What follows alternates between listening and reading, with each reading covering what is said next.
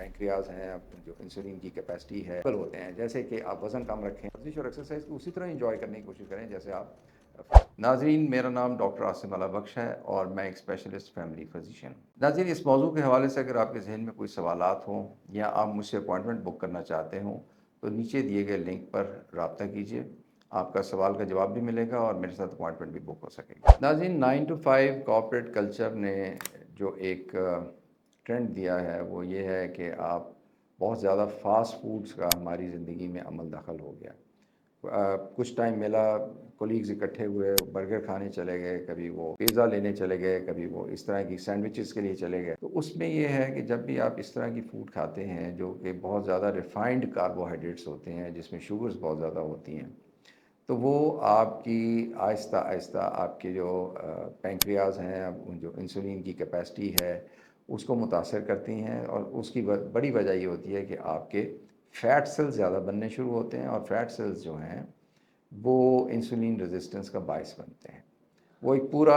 اس کا سنڈروم ہوتا ہے، میٹابولک سنڈروم۔ وہ آہستہ آہستہ اس کی چیزیں، جس میں بلڈ پریشر ہے، جس میں کولیسٹرول کا بڑھ جانا ہے، جس میں آپ کا بیلی فیٹ اور ویسٹ کا بڑھ جانا ہے،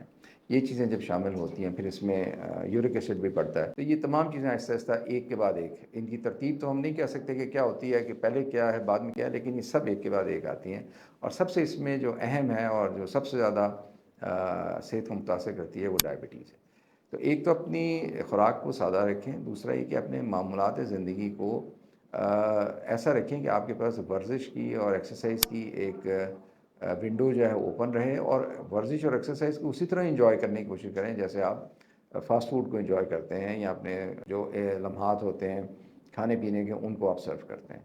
اپنی ایکسرسائز کو ریگولر رکھیں، اور ہر 6 مہینے بعد اپنا فاسٹنگ شوگر کم از کم ضرور چیک کرائیں، تاکہ آپ کو یہ اندازہ رہے کہ آپ کی شوگر لیولز کیا ہیں۔ اگر آپ تھوڑی پروٹیکشن کریں گے تو اس سے بچت ہو سکتی ہے۔ کچھ شوگر میں نان موڈیفائبل فیکٹرز ہوتے ہیں، جیسے فیملی ہے، ہسٹری ہے، یا جینیٹکس ہیں، لیکن کچھ موڈیفائبل ہوتے ہیں، جیسے کہ آپ وزن کم رکھیں، آپ ایکسرسائز کریں، آپ خوراک میں محتاط رہیں، تو آپ اس خطرے سے بچ سکتے ہیں جو آخر شوگر کی صورت میں منتج ہو سکتا ہے۔